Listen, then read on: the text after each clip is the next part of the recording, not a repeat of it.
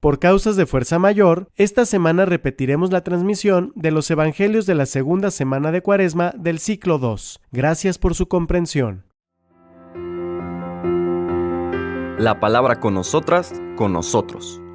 Una reflexión de la palabra cotidiana en diálogo con el acontecer de la comunidad universitaria.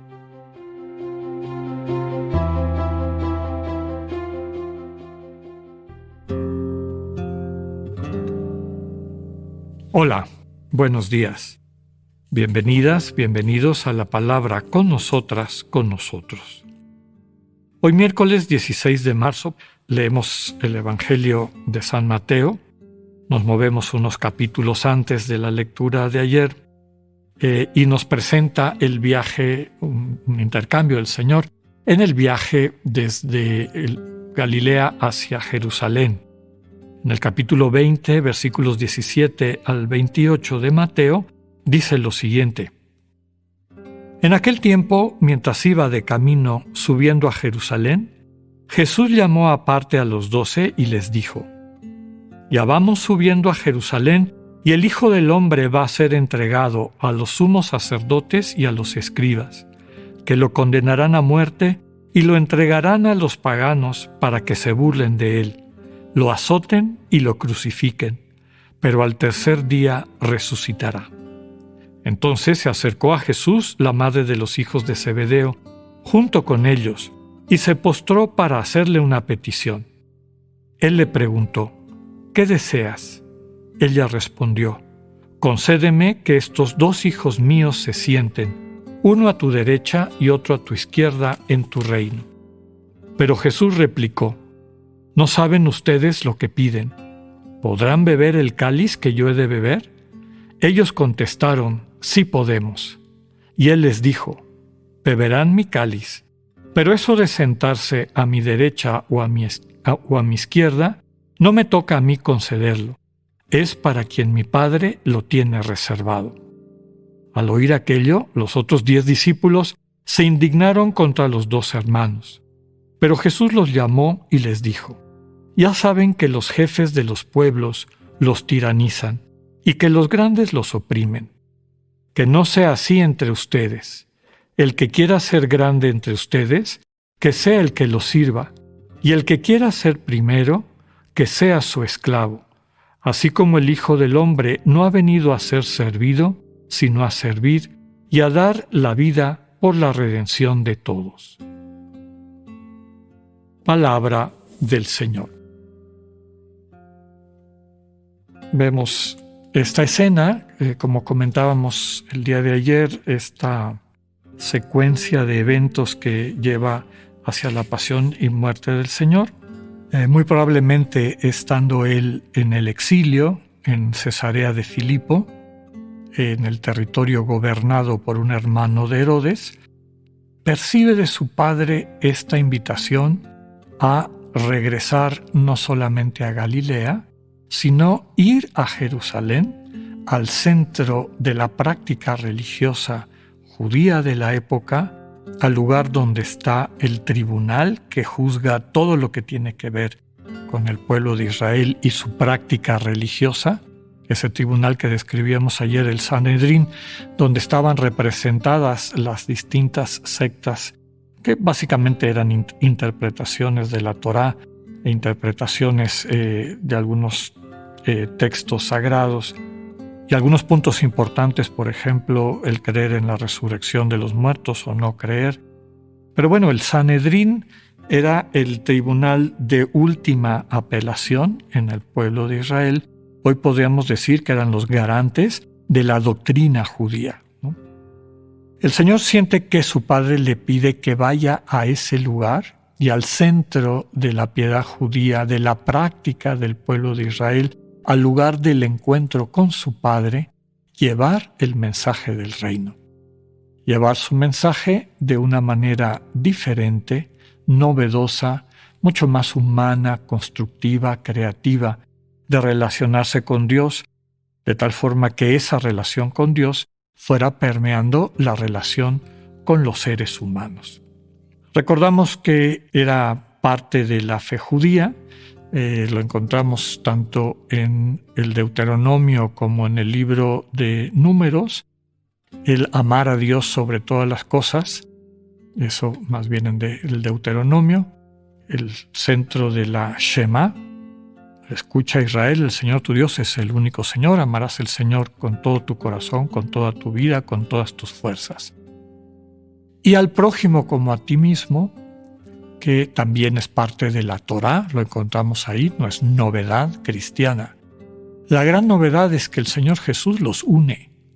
Y básicamente lo que está diciendo con eso es, quien dice que ama a Dios, pero no ama de manera natural a su hermano, a su hermana, no ama en realidad a Dios. Nadie puede amar a Dios sin amar de manera incondicional como Dios lo hace a sus hermanos y hermanas. Toda persona, todo ser humano que crezca en la relación de cercanía, intimidad con el Señor, con Dios, pues va a encontrar su corazón sanado y capacitado para poder amar, acoger a los hermanos y hermanas como Dios lo hace. Entonces, el Señor se siente invitado a llevar el mensaje de esta manera novedosa y querida por el Padre al centro de la piedad judía. Cuando está de camino a Jerusalén, se da esta escena en que los dos hijos de Zebedeo, Santiago y Juan, recordemos que su apodo eran los hijos del trueno, y esto no hablaba de Zebedeo, sino hablaba de ellos y de su carácter, gente de arranque. Recordemos que son los que, cuando no les dan de comer en un pueblo samaritano, le dicen a Jesús que si le piden al Padre que llueva fuego sobre ellos, y el Señor, desde luego que los regaña. Se ve que eran personas de carácter y, digamos, un poco impetuosos. Y ahora vemos que ellos, acompañados de su mamá, se ponen frente a Jesús y le piden el sentarse a su derecha y a su izquierda en el reino. Evidentemente queda claro que no han entendido de qué reino está hablando el Señor. Se imaginan que está yendo a Jerusalén para hacerse cargo del reino de Israel a la manera de los reyes históricos, y claro, quieren que junto al trono, digamos en puestos de privilegio, en puestos de distinción, estén sentados los dos, uno a la izquierda y otro a la derecha. El Señor les responde que no saben lo que piden. Pues sí, realmente no han terminado de entender en qué consiste esto, ni han terminado de entender lo que el misterio que se va a desarrollar enfrente de ellos, este misterio de la pasión, muerte y resurrección del Señor, significa. Recordemos que así empieza todo este pasaje. Es lo que los evangelios llaman el segundo anuncio de la pasión. El primer anuncio va inmediatamente después del reconocimiento de Pedro de que el Señor Jesús es el Mesías. Entonces el Señor les indica qué tipo de Mesías es. Después de este segundo anuncio, parece que todavía no entienden, porque siguen pensando que va a entrar como un rey triunfante y ellos quieren estar a su lado, en su triunfo, pero en estos puestos de distinción. Beber el cáliz, desde luego que hace referencia a entregar la vida por los demás, la muerte del Señor a través de la cual nos dará vida. Ellos le dicen que sí están dispuestos a beber ese cáliz, y el Señor les dice que lo beberán, pero sentarse a la derecha o a la izquierda no le toca a Él concederlo, sino a su Padre. Después viene un discurso con el que el Señor trata de formar a todos, porque claro, cuando los 10 discípulos lo oyen, los otros 10 se indignan y el Señor llama a toda la comunidad y les transmite este mensaje. Ya saben que los jefes de los pueblos los tiranizan y los grandes los oprimen. En el mundo, en el espíritu del mundo, el poder significa aplicar tu voluntad de manera cohesiva, muchas veces violenta, destructiva hacia los demás. Y aquí subraya el Señor, no debe ser así entre ustedes. El que quiera ser grande, el que se quiera destacar, que sea el que sirva. Y el que quiera ser primero, que sea el esclavo, así como el Hijo del Hombre no ha venido a ser servido, sino a servir y a dar la vida por la redención de todos. El Señor es nuestro Maestro. Ayer veíamos que no estamos llamados a tener ningún guía fuera del Señor, ningún maestro fuera del Señor, ninguna figura de autoridad representada en la tradición judía por el Padre de la casa, fuera de nuestro Padre Celestial, el Dios revelado en Cristo, cuya relación con nosotros no es de un poder que se impone, sino de un amor que se ofrece.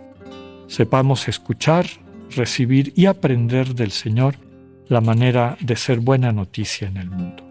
Que así sea. Que tengan un buen día, Dios con ustedes. Acabamos de escuchar el mensaje del Padre Alexander Satirka. Escúchalo de lunes a viernes a las 8:45 de la mañana por radioiveroleón.com o a través de nuestra app gratuita para iOS y Android. Radio Ibero León, no todo está dicho.